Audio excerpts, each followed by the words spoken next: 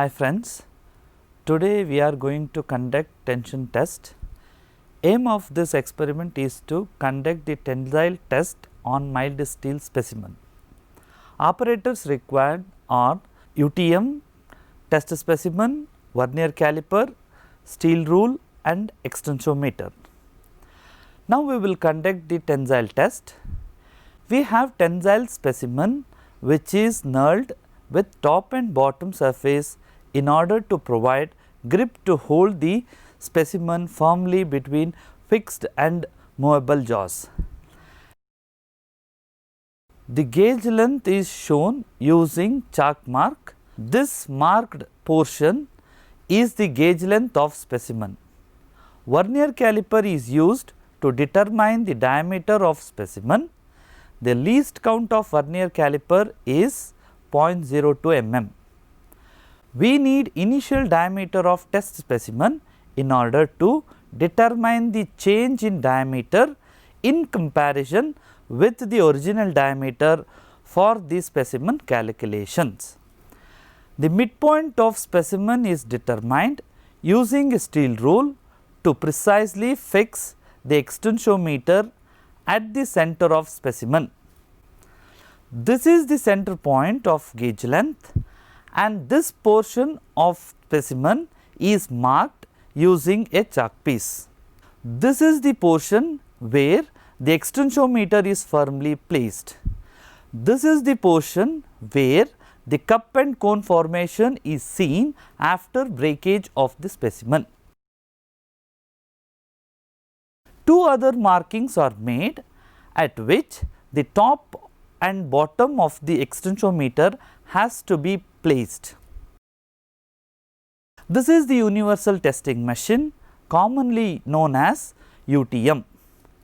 The movable jaw of UTM is moved up using the push buttons on the control panel. UTM normally has square thread on the screw column. The advantage of square thread is that it can withstand a huge amount of load and one can easily move the movable jaw. After we move the jaw up and position it in place, the specimen is loaded through the bottom of the movable jaw. The specimen is clamped onto the jaw and it is held firmly in place due to grip on the specimen.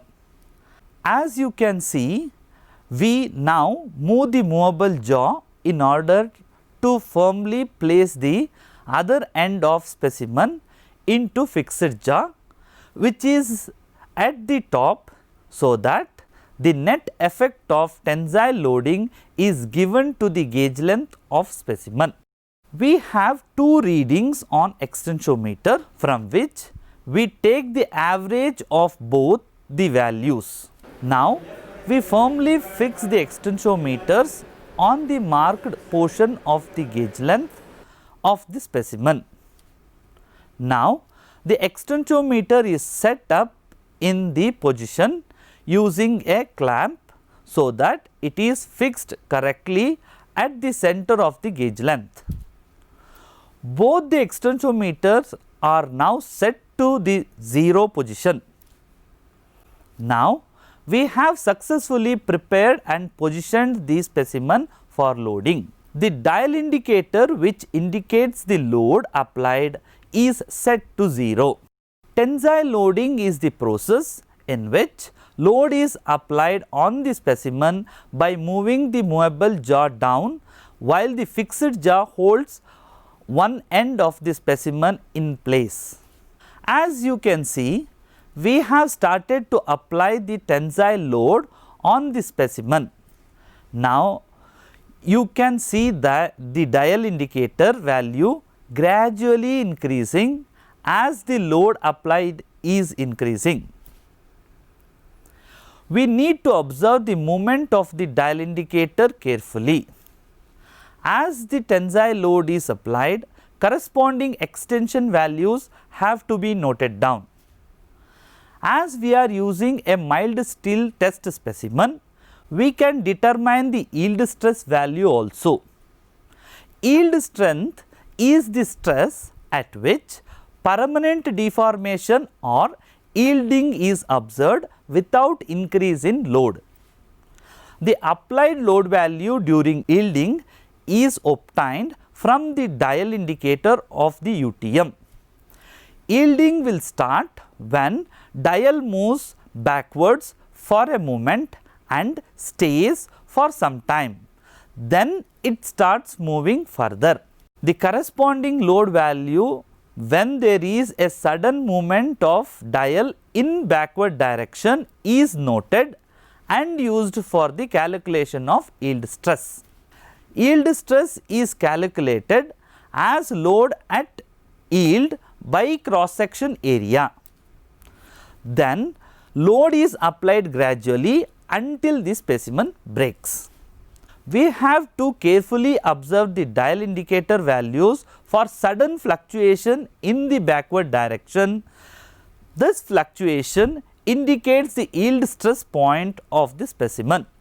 Currently, we have crossed the 100 kilonewton load value, that is, a tensile load of 100 kilonewton is applied on the specimen. As we can see now, the load applied is increasing very slowly. At a certain point, the dial indicator stays in the same load value for a long time. At this point, there is extension in the specimen even though gradual load is applied. Before the breakage point, the extensometer has to be removed. Now we can observe the sudden change in cross section area and slowly we can see cup and cone formation of the specimen. We have determined the yielding point and the load at which yielding of the specimen takes place as the dial has started to move in backward direction. Now, as you can see, the cross section of the specimen has changed. Within no time, the specimen will undergo fracture or breakage. At a point of breakage, the red needle of the dial will stay at corresponding load value of breakage and the black needle will go back to 0. This load value pointed by the red needle is the break load using which the breaking stress is calculated. Now, we can see that the breaking of the specimen which is known as fracture. The break or fracture load value shown by the red needle is nearly 120 kilonewton. This fracture load by cross sectional area of the specimen after breakage gives the fracture or breaking stress of the specimen. We will remove the specimen and measure the diameter and length of the specimen after fracture. The specimen has now been removed and you can see the cup and cone formation on the specimen at the failure point due to tensile loading. The final diameter of the specimen after breakage is measured using a vernier caliper. Now we have to place the broken pieces of the specimen together.